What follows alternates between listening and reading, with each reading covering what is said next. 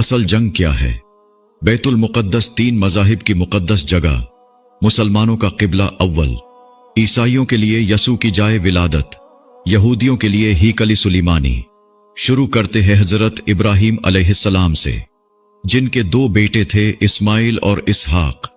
اسحاق علیہ السلام کے بیٹے تھے حضرت یعقوب علیہ السلام۔ یہی سے کہانی شروع ہوتی ہے اسرائیل کی۔ اسرائیل یعنی اللہ کا بندہ، اور یہ لقب حضرت یعقوب علیہ السلام کو دیا گیا۔ حضرت یوسف علیہ السلام جب کفیل مصر بنے تو آپ کو حکم ہوا کہ اپنے تمام خاندان یعنی آل یعقوب کو مصر بلایا جائے، اور مصر کی سرزمین کا ایک مخصوص حصہ ان کے لیے مختص کیا گیا، اور اللہ کی طرف سے کہا گیا کہ اے آل یعقوب، اس سرزمین میں تمہارے لیے برکتیں ہیں۔ حضرت یوسف علیہ السلام 12 بھائی تھے، اسی لیے اللہ تعالی نے ان کے لیے 12 چشمے جاری کیے، اور یوں اس سرزمین کا نام حضرت یعقوب کے لقب سے اسرائیل پڑ گیا، جسے آج یروشلم بھی کہا جاتا ہے۔ آپ کی نسل سے کم و بیش 70,000 انبیاء کرام آئے۔ حضرت یوسف علیہ السلام کے بھائی یہودا کی نسل آگے بڑھی تو اس میں سے آنے والے تمام بنی اسرائیلی یہودی کہلائے۔ وقت گزرتا گیا اور حضرت موسیٰ علیہ السلام کا دور آیا۔ جب فرعون نے مصر کو آپ پر تنگ کی تو بنی اسرائیل کے ساتھ آپ کو مصر سے نکلنا پڑا۔ اس دوران بنی اسرائیل پر اللہ تعالیٰ کی بہت سے کرم نوازیاں بھی ہوئی، جس میں من و سلوہ، چشموں کی بہتات، مچھلیوں کے شکار کا ذکر قرآن پاک سے بھی ملتا ہے، اور وہیں ہمیں ایک گائے کا ذکر بھی ملتا ہے جس کے لوتھڑے سے مردے نے اللہ کے حکم سے زندہ ہو کر اپنے قاتل کا بتایا۔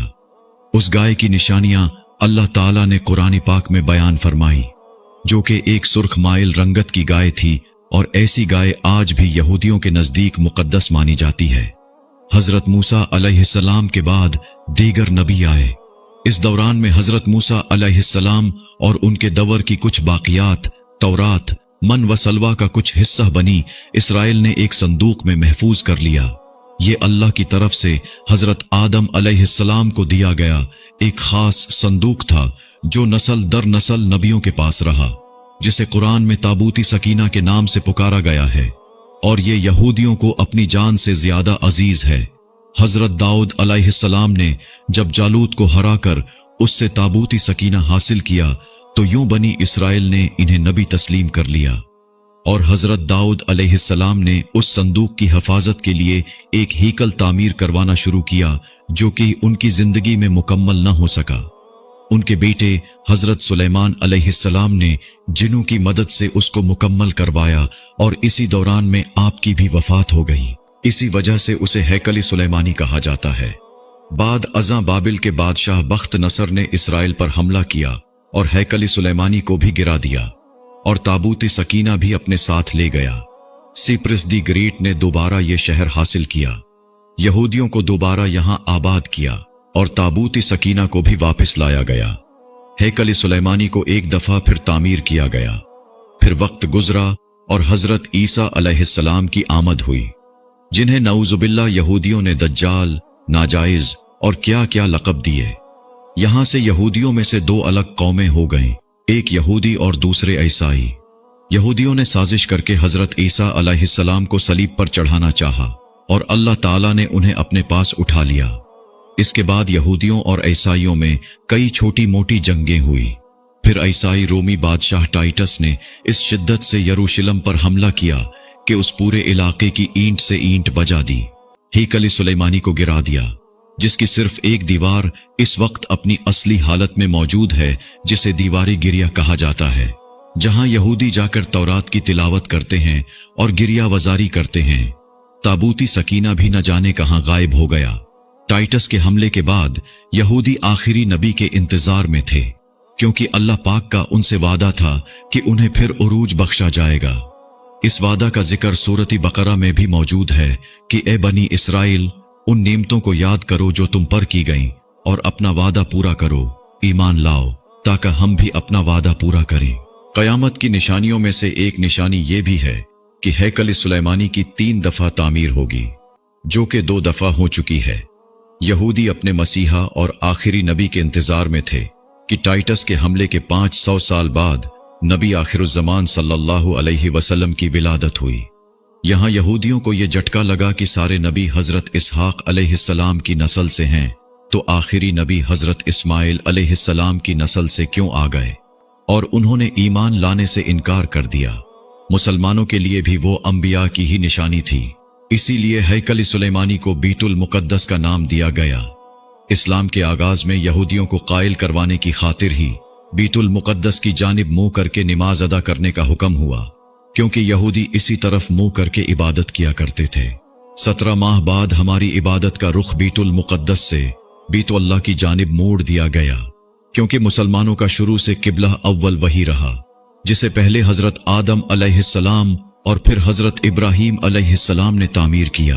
हजरत उमर रजी अल्लाहु अन्हु के दौरे हुकूमत में इसराइल यानी यरूशलेम पर ईसाइयों का कब्जा था।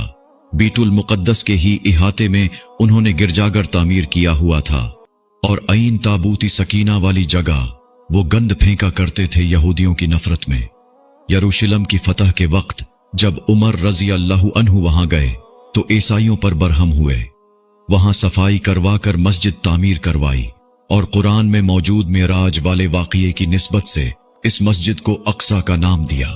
यहूदियों की दीवार गिरिया भी इसी इहाते में मौजूद थी, तो ज़ायरीन की हैसियत से उन्हें भी वहां आने की इजाजत दे दी गई। खिलाफत अब्बासिया तक यरूशलेम एक मुस्लिम शहर रहा। इसके बाद ईसाइयों ने दोबारा यरूशलेम पर हमला करके इस पर कब्जा कर लिया। सलाहुद्दीन अय्यूबी ने ईसाइयों के खिलाफ 50 से जायद जंगें करके बीतुल मुकद्दस दोबारा हासिल किया, और फिर 700 सालों तक ये खिलाफत उस्मानिया के ज़ीर सल्तनत रहा। यहूदियों को भी दीवारी गिरिया तक अपने मजहबी इक़दामात की आज़ादी रही, और यहूदी आहिस्ता आहिस्ता फिर यरूशलेम में आबाद होना शुरू हो गए। इस दौरान में कई बार उन्होंने खिलाफती उस्मानिया के सुल्तान को पैसों के एवज यरूशलेम उन्हें सौंपने का लालच दिया, लेकिन नाकाम रहे।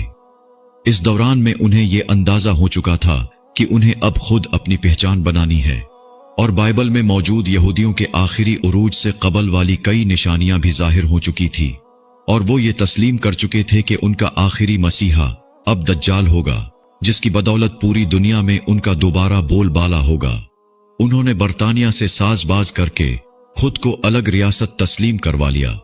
यूं इसराइल बाकायदा एक मुल्क की सूरत में दुनिया के नक्शे पर उभरा। फिर आहिस्ता आहिस्ता उन्होंने फलस्तीन और दीगर मिस्री इलाकों पर भी कब्जा कर लिया। अरब ममालिक इसराइल के खिलाफ जंग पर आए, लेकिन उस वक्त तक ये खुद को इतना मजबूत कर चुके थे, अरब ममालिक को इस एक छोटे से मुल्क से मुंह की कानी पड़ी।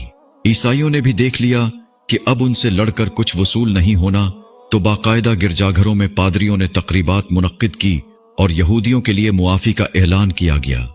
यूं सियासी और इक्तिसादी मफाद परस्ती ने 2000 सालों से एक दूसरे के अजली और जानी दुश्मनों को एक सफ पर ला खड़ा किया, और कुरान की बात भी सच हो गई कि यहूद व नसरी एक दूसरे के दोस्त हैं। यहूदियों के अकायद के मुताबिक वो हैकल सुलेमानी की हिफाजत नहीं कर पाए तो खुद को कसूरवार कहते हैं। खुद को सजा देने के लिए जंजीरों और चमड़े से पेटते हैं, और दीवारी गिरिया के पास आह वजारी करते हैं। वो ईमान रखते हैं कि तीसरी बार उन्हें पूरी दुनिया पर हुक्मरानी हासिल होगी। इसके लिए उन्हें मस्जिद अक्सा को गिराना होगा, जिसकी तैयारी वो कर चुके हैं। कब से मस्जिद अक्सा के नीचे बारूदी सुरंगें बिछा दी गई हैं। इसके बाद हैकल सुलेमानी तामीर करके ताबूती सकीना वहां रखना है। ताबूती सकीना भी वो दोबारा हासिल कर चुके हैं, लेकिन मसला था सुर्ख गाय, क्योंकि उनके अकीदे के मुताबिक वो नापाक हैं, और जब तक पाक नहीं हो जाते हैकल सुलेमानी तामीर नहीं कर सकते, और पाक होने के लिए सुर्ख गाय की कुर्बानी देना होगी। वो गाय जिसकी निशानियां कुरान पाक में बयान की गई हैं, जो उस वक्त भी उन्हें ढूंढने में मुश्किल हुई थी। अब भी 100 साल तक वो वैसी गाय की तलाश करते रहे। टेक्नोलॉजी का इस्तेमाल करते हुए बच्चे पैदा करने का कामयाब तजुर्बा किया उन्होंने। फिर उस तजुर्बे की बदौलत वैसी निशानियों वाली गाय पैदा करने की कोशिश की गई, लेकिन नाकाम रहे। 2019 में एक अमरीकी रियासत से 5 अदद वैसी गायें उन्हें मिल गईं, जिनके जिस्म पर सुर्ख रंग के अलावा और कोई बाल नहीं था।